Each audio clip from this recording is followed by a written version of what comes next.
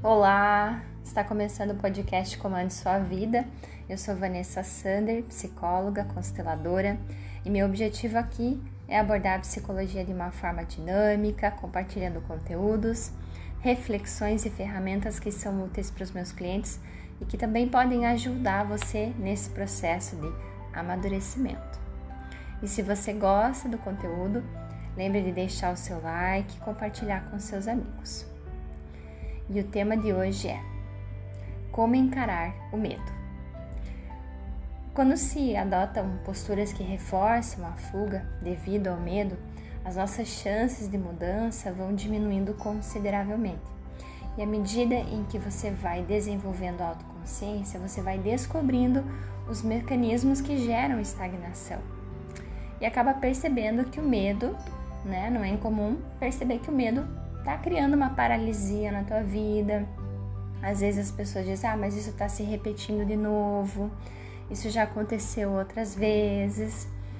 Então vamos analisar aqui juntos alguns pontos que são muito recorrentes em relação ao medo.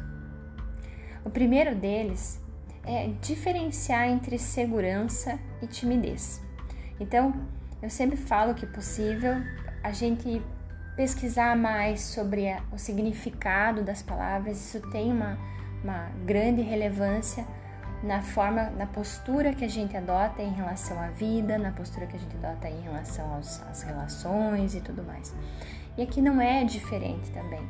Então, cada um tem um jeito de se portar, e quando a gente entende essa diferença básica, isso faz às vezes com que a gente tenha mais empatia com as nossas ações e mais permissividade com os nossos comportamentos também, né? Então, uma das razões que pode estar permitindo que o medo controle a sua vida é a sua incapacidade de diferenciar aí entre permanecer seguro e ser muito tímido. Então, há casos em que você pode estar se esquivando de situações ou eventos que não são realmente uma ameaça à sua segurança. Eles apenas fazem você se sentir nervoso ou menos confiante. Então, por exemplo, eu particularmente não gosto de ambientes com muitas pessoas, música alta e tudo mais. Então é uma questão de percepção minha, eu não deixo de fazer alguns movimentos, mas eu sei que isso vai exigir mais concentração de mim, mais foco, e que eu vou precisar fazer o manejo de um certo nervosismo ali vivendo aquela situação. Então, quando se trata desses cenários, uma explicação é que você fica tão nervoso por temer algo que realmente não consegue avaliar a situação e discernir que sua segurança não está em questão. A outra explicação, e geralmente a mais comum, é que você tende a se convencer de que evitar o que quer que seja é a opção mais segura e responsável. Você está essencialmente usando a sua falsa sensação de medo como um álibi para não fazer algo que você sabe que é do seu interesse. Então, se for esse o seu caso, seja honesto consigo mesmo, e quando começar a se sentir assim, você está escolhendo não perseguir algo porque sente uma sensação justificável de medo, ou está fabricando o medo para mascarar a sua falta de confiança. Interessante isso, não? A outra questão é o medo de perder versus o desejo de vencer.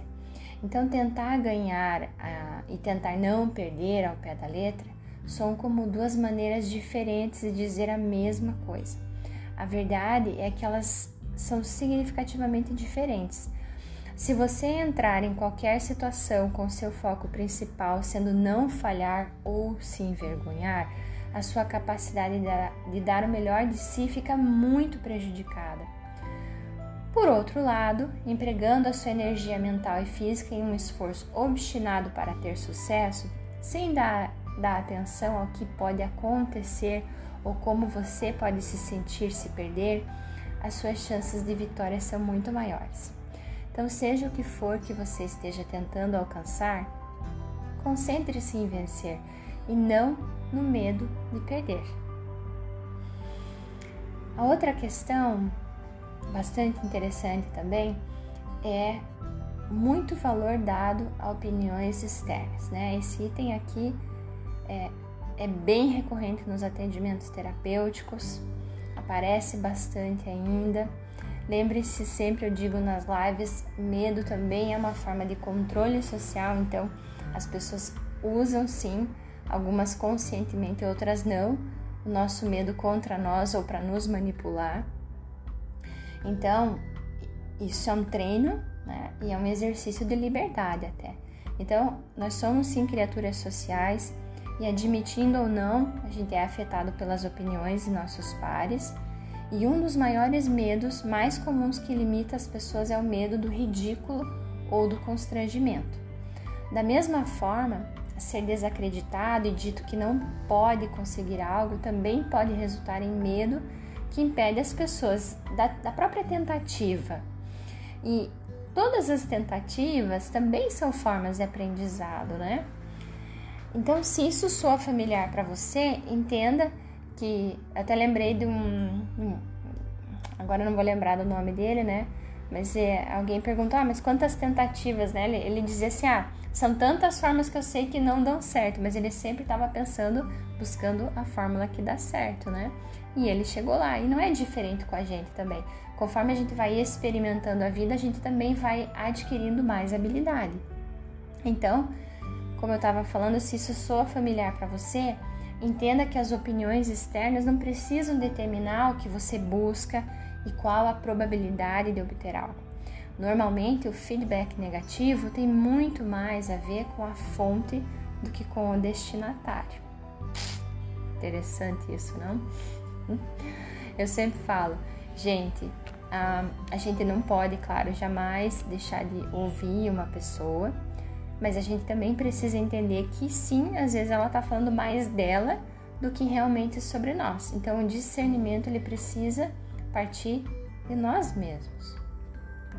Outra questão também, que é muito, muito recorrente, é minimizar suas capacidades.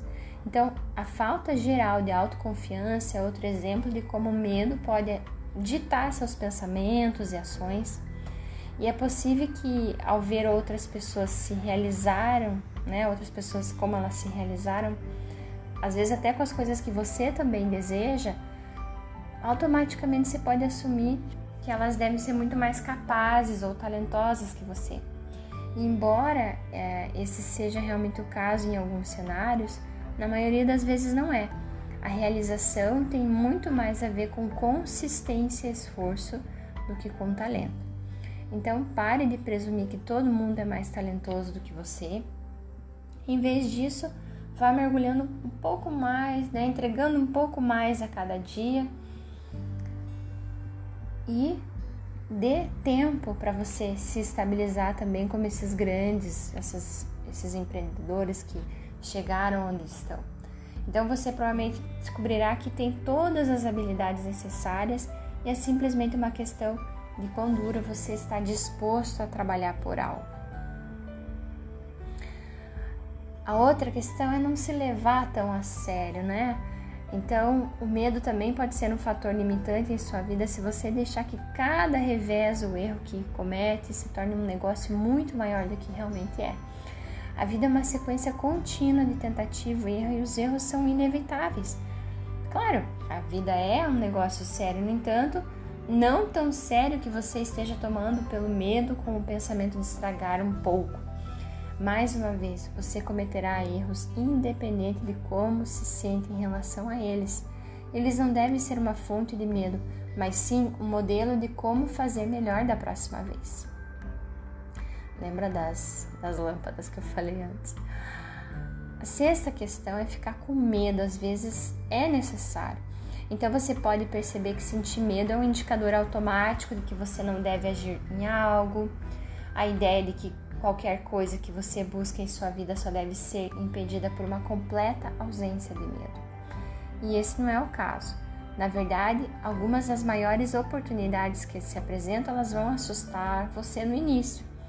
Lembre-se que lá no começo, quando a gente falou sobre o medo, ser um instinto de sobrevivência e é útil para situações realmente perigosas. não são para grandes decisões ou eventos da vida cotidiana. Abandone a ideia de que você nunca deve se sentir apreensivo ou nervoso ao enfrentar um desafio. Você vai ficar com medo às vezes e terá que seguir em frente independentemente disso. Outra, reflita sobre situações anteriores.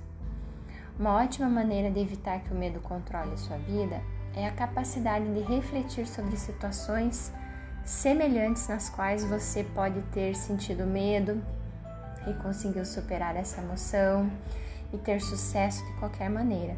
Além disso, essa capacidade tem um efeito de composição. Então, cada vez que você usa uma experiência anterior para derrotar o medo, você adiciona uma nova à sua biblioteca mental. Bom, não é? Agora, vamos à questão 8. Imagine-se na estrada. Se o medo é uma experiência desagradável, o arrependimento deve ser tão ruim quanto. Como você sabe, a vida não pode ser rebobinada e muitas vezes não há reposições para oportunidades importantes. Quando você se deparar com situações em que seu medo o impede de agir, permita que sua mente avance rapidamente para algum ponto no futuro. Tente imaginar como você se sentirá um dia ao olhar para trás em uma situação em que você não agiu porque estava com muito medo de fazê-lo na época.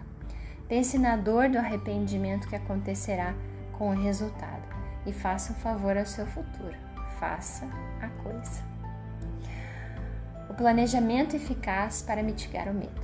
Então, a incerteza é outra fonte comum de medo. Quando você, eu sempre falo, às vezes, para quem tem ansiedade também, por exemplo, às vezes só o fato, alguma coisa mudou na rotina, então fecha seus olhos e inclui agora toda, revisita, faz uma imagem mental e vê o teu dia como ficou. Isso costuma ajudar. Isso tem a ver com planejamento também. Então, quando você se depara com grandes decisões e situações desafiadoras, elas se sentem ainda mais difíceis sem nenhuma estratégia concreta para superá-las.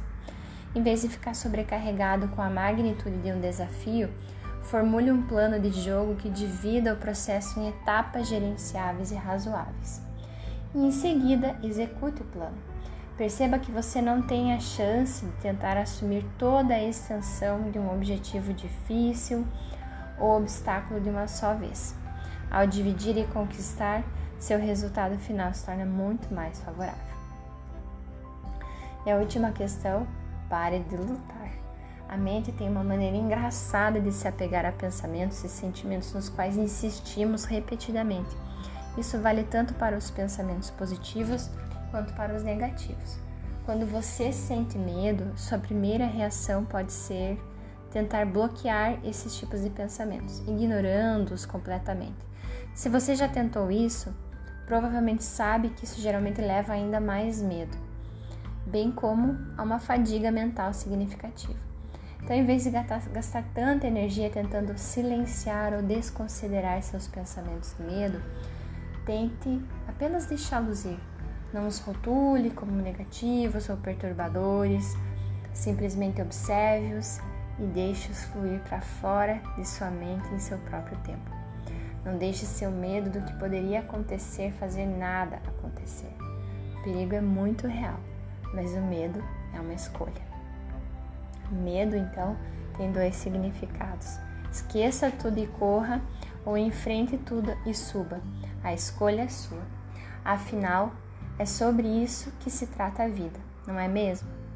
Se você gostou, compartilhe com seus melhores amigos. E se quiser, me conta o que achou enviando um direct para @psicóloga Vanessa Sander. E para maiores informações sobre cursos e atendimentos, acesse www.psicologavanessasander.com.br.